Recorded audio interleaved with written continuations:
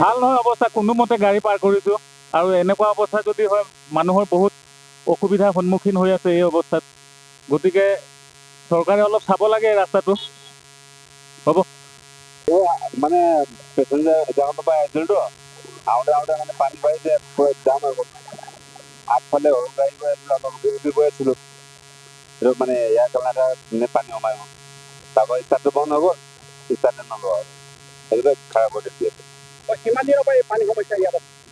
এইটোতো আজি পাইছোঁ আৰু হ'ল কেইবা বছৰ হ'ল, আৰু এবাৰ হৈছিলে, এতিয়া আজি হৈছে। এতিয়াতো বেয়া হৈ গ'ল, পাৰ হ'বই নোৱাৰে, এতিয়া পাৰ হ'বই নোৱাৰে। এতিয়া আমি ইমানেই গৈ আছোঁ, গৈ আছোঁ এতিয়া এতিয়া কি কৰিম, উপায় নাই।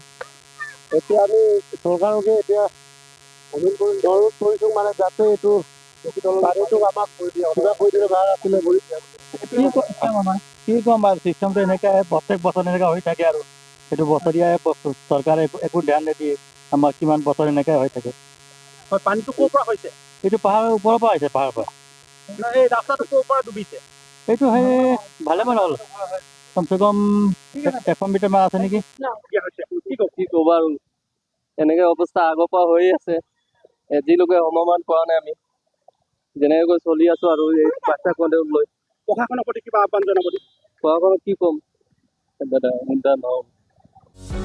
যিকোনো খবৰৰ বাবে যোগাযোগ কৰক আমাৰ এই নম্বৰত 9181 307 221।